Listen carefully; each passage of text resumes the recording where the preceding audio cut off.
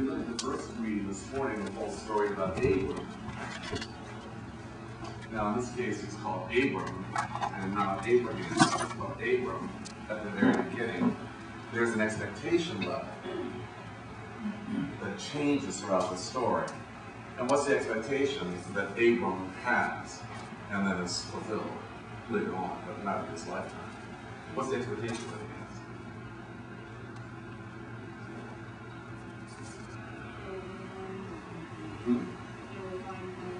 There'll be a land, and that it will be given to him.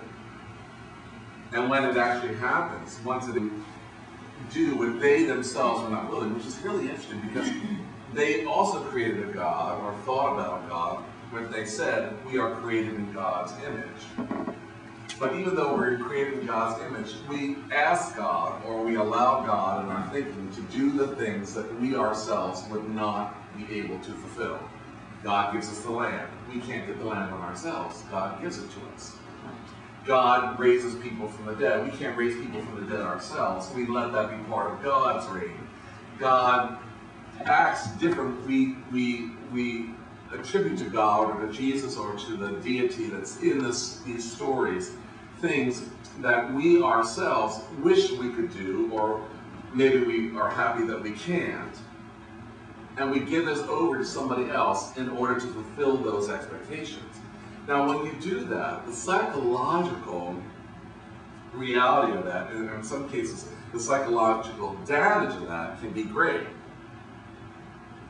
Because you can end up with a life full of disappointments.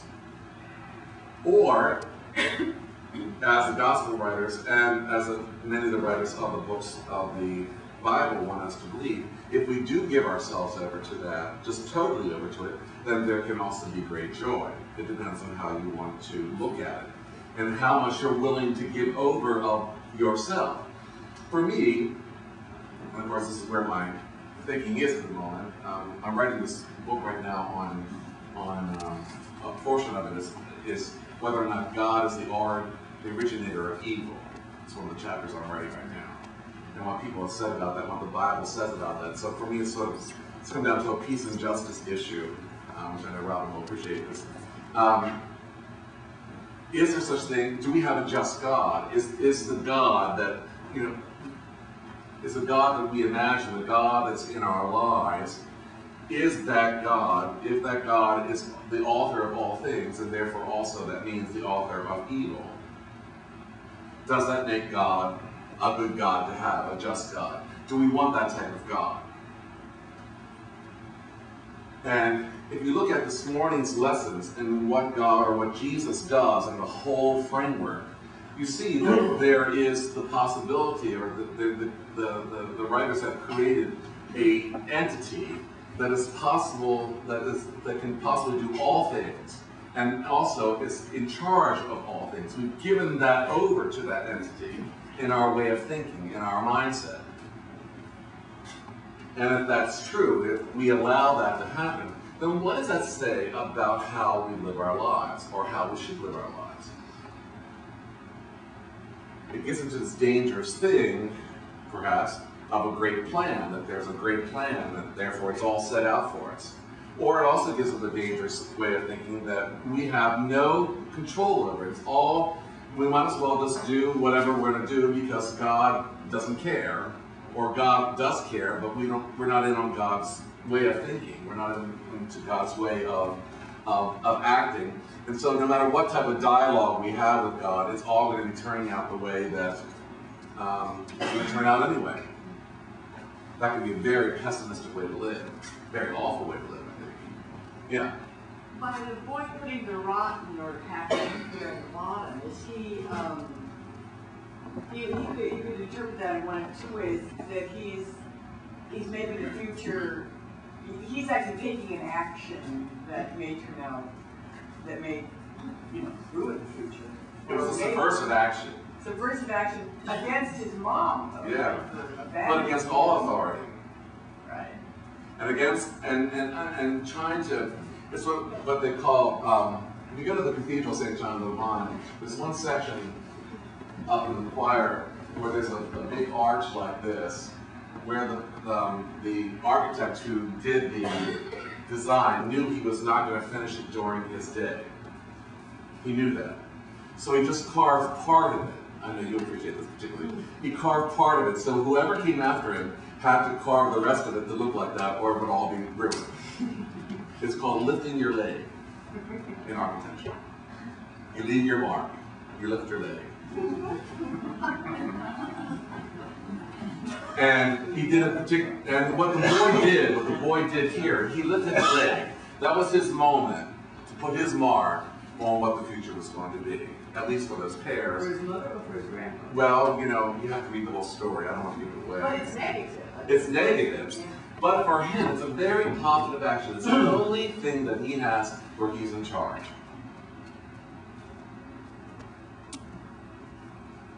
So let's think about this for a second with regard, if you look at the gospel lesson this morning, there's lots of things happening in the gospel lesson. First of all, you have a call of Matthew. And we learn that he's also a tax collector. We learn that also his name is Levi in one of the other readings. And that once Jesus identifies with Matthew, sits down at a table with him, also a lot of other people come along who are riffraff, or what other people would consider riffraff. The disciples themselves, or the people themselves who are writing this gospel, could not do this themselves. They would not sit down, but they give that over to Jesus. They give that ability over to Jesus to do things that they themselves would not do, even though they know that it's the right thing to do. They can't do it. And they give it over to somebody else to do it. Jesus, the entity in the story, the God-like entity in the story. Yeah? Where was the social standing of the tax collector? Terrible. Because a tax collector was a Jew himself. I say him because there are no women who were doing it. A Jew himself.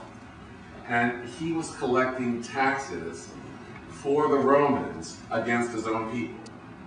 And not only was he doing that, he was handling money that had the picture of Caesar or whatever on it to do the exchange, which was against what Jews would do, because you did not pick up coins that had the image of Caesar on it, because of the whole thing against worshiping false idols. So they were the lowest of the lowest of the lowest. They were the rug salespersons. The rug in the antique business. The lowest of the scum are the rug dealers.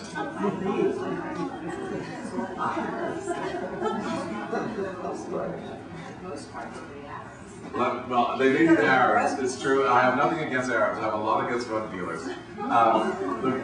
They're the worst.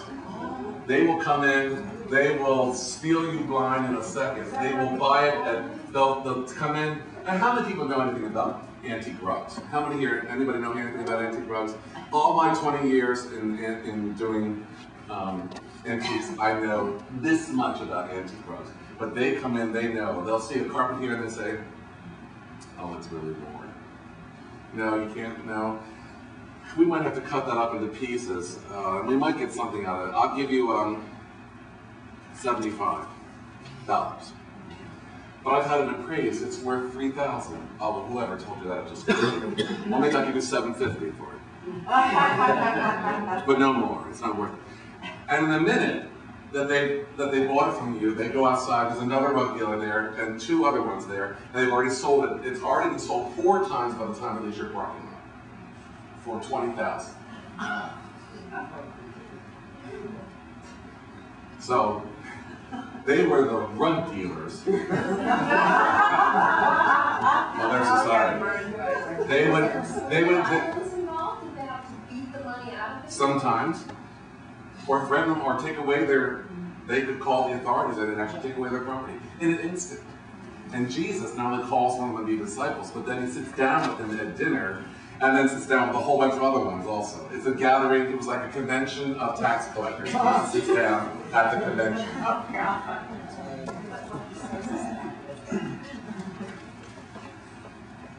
It's like Barack Obama sitting down with a bunch of the Ku Klux Klan. That's what it was like. It was that shocking. It was the most shocking thing that could happen. Now, to give that over to somebody else to do, you know it's the right, what he says is fabulous. You know, it is really an incredible thing. But it really shocked the people of the day. And he says, well, I love this part. Who needs a doctor, the healthy or the sick? You ever heard people say to you, I don't go to church because they're all hypocrites there. I hate that, you know, all the people there. There's an old story about the priest who says, Mom, no, the guy says, Mom, I don't want to go to church. The people there are horrible. They stab me in the back all the time. They say horrible things about me. And the mother says, but you have to go, son, you're the priest. People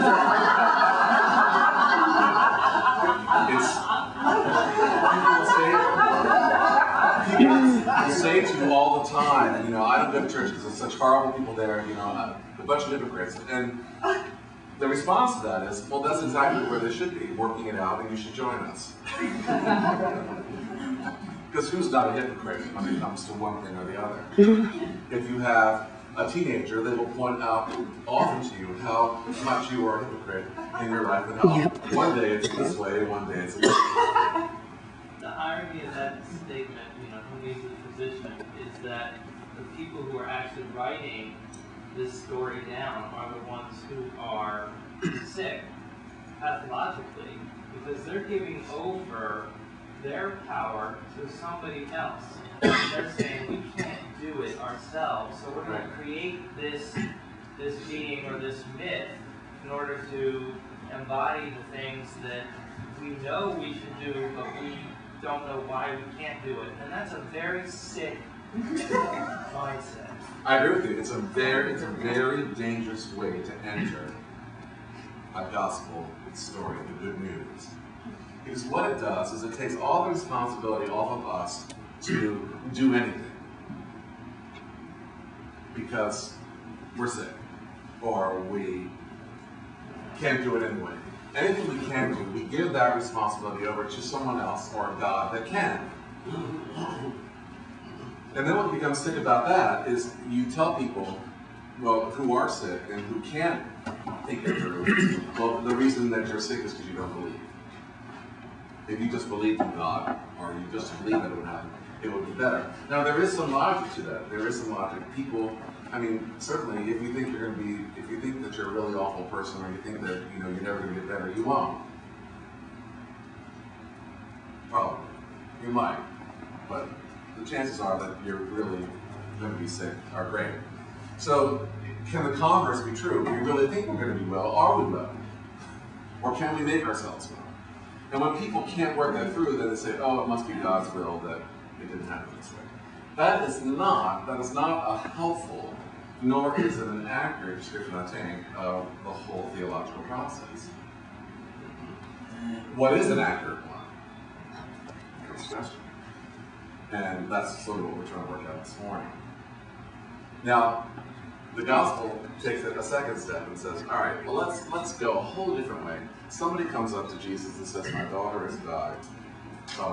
I know if you come, you'll make her alive. And Jesus goes, and on the way, somebody touches him, and he realizes that the power of his healing, whether has gone out of him for a second, and this woman as well, just by, even though she dared to come up and touch, and women did not touch men in those days. That was not allowed in public. So what she did by coming to do it was also way off the mark. And then this official comes, and when it says an official, what it's trying to tell you is that somebody who did not believe, who was a Roman official, not a Jewish official, a Roman official comes and asks him to come and help the daughter. This is not a Jewish official. This is somebody in the hierarchy, but beyond. This is all about things that are beyond the beyond. And that person says, will you come and save my daughter? There's another instance of where a Roman person comes and asks Jesus to save his partner, who's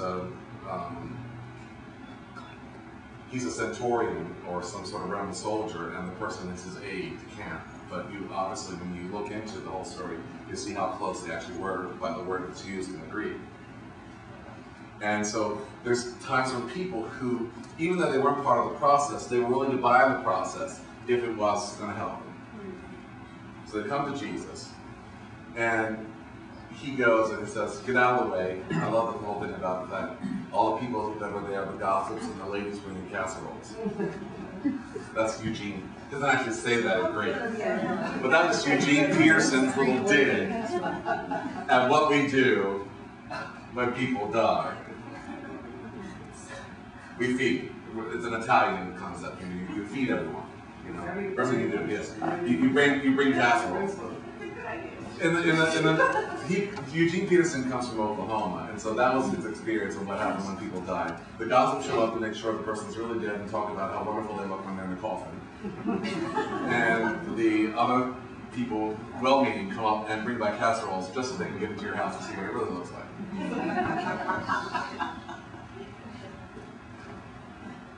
I've never been in her house before. Isn't it interesting? I was never invited there until I brought by a casserole when Henry died and she let me in. I mean, that's the thing that's in Eugene Peterson's mind here. And Jesus moves everybody out of the way and says, here, let me get to this. And she's not really dead. She's just asleep. And he raises her up. Why does the gospel writer say that? He doesn't say that about Lazarus later on. So this is, obviously he felt that it was not actually a rising from the dead as much as it was bringing back somebody who was probably very, very ill, in a coma or whatever. And so why is this story told? Well, this is the beginning of all the healing stories in Matthew to try to prove that Jesus is the fulfillment of the scriptures, the one who's going to come in and heal. And again, it goes back to expectations of what they were expecting out of the Messiah. But Jesus did it to people that they weren't expecting it to be done to. It was like, yeah, we want you to come back and heal the sick, but not her. I meant him. Oh, well, he doesn't need a healer. She's the one who needs it, whatever, yeah. Well, I mean, if you're talking to, you made the analogy of Barack Obama and the Mexican, but he's also there with the money changers, who were, part of the cog of a system of oppression, as are the Ku Klux Klan. Now, there's, if you have an aggression model, you have the individual, but you also have the structures that produce the context that makes people behave in a very bad way. So there is a movement back and forth between the individual and the social. But what my problem always is with a purely therapeutic or individual or religious solution to structures of oppression at a larger social level is that, I believe, particularly now, that we all have to work in our personal lives to make things better.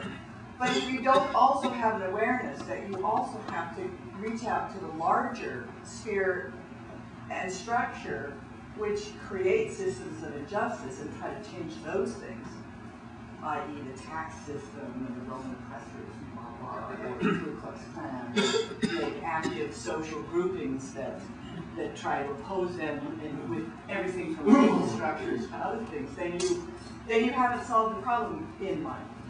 Or can't solve it. And I think that the tension that goes on between these stories is, can people heal themselves? Or can the world heal itself? Or does it take some sort of dialogue between the world and what's in it in order for it to happen? And what Matthew seems to be saying, and I think the other gospel writers probably follow along, said that there has to be an active dialogue going on. Jesus just didn't say, look around and say, it's Tuesday, who should we heal today? I think there's a girl who's sick down the street, let's go. Now people have to come to him and say, we need your help. The woman comes to him. He doesn't go out looking for somebody to heal in order to prove who he is. The people come to him, they touch him, they seek him, they ask for him. He calls Matthew. Matthew isn't attracted to Jesus and say, I think I'll join up with the guy. He's called by Jesus. Jesus and the people are called to the table. They just don't, well, it seems like they showed up here, but they couldn't get in the door unless they were actually called. So there's an invitation that's there. The invitation, there is an interaction that goes on, which seems to imply that even though one seems to give over all one's rights and responsibilities and authorities to a deity who therefore will do things that can't be done otherwise. There seems to be the indication that nothing gets done unless there's participation from the same person who's given it over. So even if you do, even if you are doing everything you can, you're participating, there is a point where you no longer have control of how the stars line up. that's No correct. matter what it is. And so in the end, no matter how much you give, 120%, you still have to stop and give it over to give it over. I had an antique business for a long time, and I never made any money in the antique business until I closed it. And I could not figure out why. I worked harder in that business than anything I'd ever done in my life. But it was Warren Buffett who taught me what I needed to know. You know who Warren Buffett is? What it is? What word pearls of wisdom did you He said, no amount of hard work is going to make a good business, bad business good. I was dealing with drug dealers. And no amount of what I was going to do was going to make it any different, because it was a bad business to begin with. Antiques, the thing about antiques, most people who run antique shops, I didn't learn this until after my 19th year of doing it, most people who run antique shops are using their expendable personal income after they retire and have some extra money, and they don't mind throwing it down the drain in order to run an antique shop. It's a hobby. Even the government knows that. If you're not making any money after 3 years, you have to shut down. You can't keep losing money in the antique business. So you have to come up with a way of, infusing, getting money into that all the time. And so I think that was an important lesson for me to learn. My neighbor, she was having the same trouble. She owned a laundromat. And you don't make any money in laundromats. You just don't. It seems like a good idea. People have to have clean clothes. But you don't make any, you don't make money. Nobody says, I'm going to invest in a string of laundromats. You never heard anybody say that, have you? It doesn't happen. It just, there's a wonderful movie about that. Anthony and I were watching it. I had seen it many years ago, called My Beautiful Laundry. If you haven't seen that, there's a good example of not making any money at all. No matter what you do, they were trying, they were trying to think of, let's have a chain of Suds and Clorox, and no, it's not going to work. And I think that the same is operative in our relationship with the world, our relationship with God, the universe, however we want to see that, is that no amount of really trying really hard is going to make it work. It just isn't. You can put all you want to into it, but sometimes it still doesn't work. And then what do? Where do you end up? And that's when people say, okay, well, there must be something else that's operative. What could that be? Then people call it faith, they call it belief, they call it destiny, they call it, people use prayer as manipulation. Well, I think that's what it is. If I just pray for it and I pray hard enough, it's going to happen. But sometimes it doesn't. And then you say, well, what does that mean? And I say to people, the answer is no. Sometimes people pray and I really want a new automobile, and I really, I need that Mercedes-Benz, and God says no. You don't need the Mercedes. I don't know what happens, but sometimes the universe doesn't come through with what the expectations are of the universe. And it makes me think that we're really stupid to think that we can manipulate the universe in that way. You can say that, but probably, at least this is my opinion, that 99% of people give up too easily, too soon. Matthew was called, and he turned around and he invited Jesus over for dinner. Okay, that was maybe the only thing that he could do, but he did it. But he had nothing to lose. He was so far on the outs himself. I know, but it was still a one-on-one thing that he started. It was perhaps a chain that Jesus started that continued through Matthew, and who knows where it led, but it was one-on-one. It was small efforts. And I think that people, they try something, and it doesn't succeed because it's hard to change social structures, and so they give up and don't try again. Instead of working, with on a smaller level, I guess is what I'm saying. Well, I think there always has to be a movement. And I think that you're right, people might give up too easily, but I think that what a lot of people understand is there always has to be interaction. The more you interact, how many times have you been invited to dinner, or you're supposed to go to a party, or you're supposed to do something, and you don't go and say, I'm just too tired to do it. But on the other hand, when you have gone, you've met people, you socialized, you've networked, and it all worked out to be something that was just really the reason you needed to go. There are days in my mind that say I should go to all the things I'm invited to, even though I don't want to go, because I know something's going to come out of it. There's going to be some answer to something that I was looking for. Something that's going to have the tools or the networking, whatever. I think that what the gospel calls us to is sort of a networking, but a networking with the universe, with God, with interaction, with Jesus, with the deity, in order to make things happen. It doesn't happen unless you come to it. The people have to come to it. It wasn't going to happen otherwise. So whatever you want to take out of all the lessons for this morning with regard to expectations, I would say nothing happens unless you go to it. Yep, that's true. Nothing happens unless you take a journey. And nothing happens unless you actually interact. It takes interaction. And not just with yourself and the universe. It takes interaction. There is a community component. I don't think anybody would be surprised that I ended up here. But there's a community component in the interaction in order to make it happen. You can try it on yourself. You can try it by yourself, but it's much easier when you involve other people and you put the community component into it. And that's where what you're saying is a lot of people go one-on-one and they give up after a while. But the more people they get involved in getting it together, then the more it's going to work. We know that already at church. We know that. Rusty can do it all if he wants to, but if he really wants to be successful, then he has to call those people and send out an email and say, how's this going to happen? And would you like to come here and come over for dinner? And we talk about it, we meet about it at church, and we do that. The more you do that, and the more people get involved, even if they have to show up in order to bring a bottle of wine, and they say, I'm not going to stay, but then they end up staying anyway. We know that's how it happens. It doesn't happen. Rusty can still do it all himself, and something would happen, but it's not the same if Rusty gets everybody else to do it with him. And that's part of the whole process. I think that Jesus understood very well, and that it was a community movement. It was never a one-person movement. Now, the expectation was that it was going to be a one-person movement, that the Messiah was going to come in and just wipe everybody out and say, here I am, come with me. And it didn't work. That's not the expectation. That's not what he brought, and that's why so many people were so disappointed in who he was. You finally got there. I was waiting for I've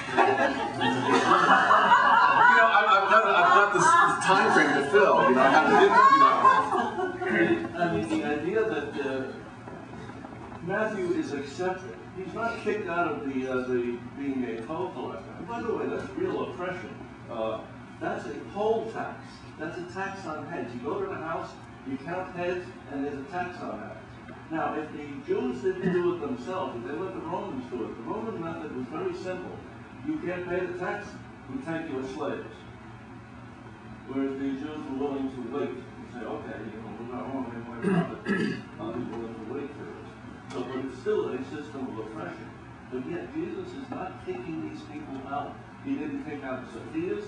Continually in all four Gospels, it said he eats with the tax collectors and with sinners. The Jews and the women there. It was automatically sinful because they weren't with men. And because they were considered to be harlots. And they were with men to begin with. The building of a community is what this stuff is all about. And he's allowing the women in there. It's not a matter of allowing it. It's not only to use no word. He's not really tolerating them, he's accepting them. I think that's fantastic. That's community at a time when didn't make it through talk. That's That's amazing. How come that we're talking for over 2,000 years about something that he knew and he did, and over time we still haven't, that is not taking place? Because Just people like don't the thousand listen. splendid It took a long time. Look what happened. You had women and men are talking in Jesus' time. They're welcomed in this company. Then you have a switch to patriarchalism, that the women are still there, but they are subject to the men. And then by the time you get to the church fathers, writing in the 2nd, 3rd, 4th century, you already have women shouldn't be talking, women shouldn't be saying anything, women should be subject to their husbands, and that's it. They weren't listening. Well, they got to be written in the 1st, 2nd, and 3rd centuries. And the church had to be so strong by then that women just didn't stand a chance. But it was originally a very matriarchal. It started out as a matriarchal thing, and then it got to be what Judaism did, was that even the playing field said everybody is welcome. Men, women, and children, everybody was counted. And by the time Constantine got a hold of it, and the church fathers came around in the 4th century, women were totally obliterated. And this was due to the rise of monasticism, I think. That's why it came. The rise of monasticism. The rise of the whole idea that people should go away to the desert and be by themselves and contemplate on that. But only men did that. And then Women have to take care of the rest. that's right. And so what happened was the men would do that, they would go out and do the thinking, and they made the women subject to all their, the women could not go, they were separated out. And the reason the women didn't go, because the men were distracted by a female presence. They weren't thinking about God and doing the things that they were supposed to be doing. That was the idea. And so women got to be the dirty thing that you can't talk about. They became the demonization of sexuality. And it's never changed since then. Yeah. I mean, look how long it took even for the Episcopal and Anglican Church to accept women as priests. And then they still have a problem with that in England proper. But here, Episcopals have women bishops. And you can say whatever you want, but I think the reason that Hillary Clinton is not our candidate is because there's a demonization of women. I agree with you, women. Strongest negative rating. Yeah. And so, I think we're ready. I would say that we're ready for just about anything except for a woman president. We just can't, you know, the only thing that would have been worse, perhaps, if she were a lesbian on top of it. You know? It's a stronger taboo You know. than racism. Yeah. It is very much. Although if you look at any country that's being run by a woman, it is incredible of how the humanitarian aspect and the children and all the family issues have suddenly skyrocketed to be wonderful. Any country that is run by a woman. Yeah, so I think that's a lesson to us. I think that we have. It's going to be interesting to see what she's going to do, what happens next, what role she's going to take, if any. But I think that the one thing I thought about a lot this week was the fact that if Hillary were not the candidate, and if you think about where she was a year ago and so forth, or where she is now, then that, to me, that says an awful lot. It says that that even within,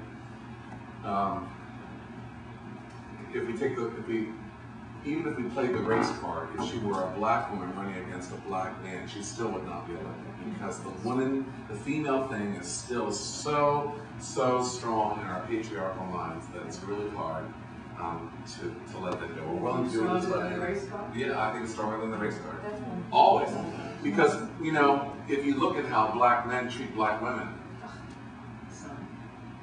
most, and how that fits into society. I can remember, as I said, when Barbara Harris was the first black woman who was elected a bishop, people went wild that she was elected because, first of all, she was African American. There goes the church. She was divorced. There goes the church. She didn't have a seminary degree. Oh my God, what could be worse? Maybe she's a lesbian. Oh no, you know, that was everything that you could possibly think of. But she wasn't a lesbian, but everything you could possibly think of. People saying, what could be worse? What could be worse? What could be worse? That's what happened when she got elected. She was elected on the first ballot in Massachusetts at the time. First person to be elected a bishop in the Anglican Church turns out to be a black divorcee who doesn't have a seminary education. That's why I joined the church in 1986. That's why I was there. Well, now other things are happening. Other things are happening. We don't always hear about them, but they're happening. But it's a struggle to stay in the church all the time. The reason I stay in is because I can do much more by staying in than I can do by leaving. I think I can be a witness. This place is a small witness a very small witness in the larger coverage. Thanks. Well, if anybody wants to see this videotape that was compiled about the media coverage of Hillary and some of the just rank misogyny that's across the spectrum, really, really interesting. I can send it to you and forward it. Having said that, however, Hillary was not my candidate, and she didn't have an alternate position on the board, and the only one that seemed of all possible candidates that would be Obama. And so I would just like to qualify that, and I'm not so sure how much we move ahead by talking about a division between gender and race at this point. Well, it's how I theologically intuit it, and I think it has to do. It fits in very, very well with our whole understanding of equality, that we even have to have a discussion. You know, and so I'm going to finish up for this morning by just saying that I hope that one of the things that the lessons for this morning have done is made us think a little bit, but also given us the opportunity to think that it's really important that we have a discussion, that we keep a dialogue going, that we don't stay away, that we don't not participate, because it's when we do, and we come together and we do the things that we're doing this morning, that it can really change so much of what's going on in our lives. It can set the tone for the whole week. Those of you who went with us just an hour last week, I mean, going plus, I think I've gotten more emails this week about anything since I've been here, about the trip that we went to this week. People telling me what a wonderful time they had and how much it meant to be together and everything. Just about everybody that went sent me an email and said, you know, or people talked to me afterwards and said, this was really, really important. It was effusive. We need to go away, close down the Church-6 about every other week, and we'll go away. And if you don't mind sitting here and telling people what's happening, because it's amazing what it did in order to just go away as a group together for a day and spend the time that we did. We're going to talk more about that in the day today. But I think that the most important thing that can come out of it is the whole community feeling of what it's like to be in dialogue and to try to work out a common problem without even seeing it as a problem, a common challenge, and saying, you know, this is the way that we're going to do it. And that's what the gospel, I think, calls us to do in our lives together here at St. John's. Amen.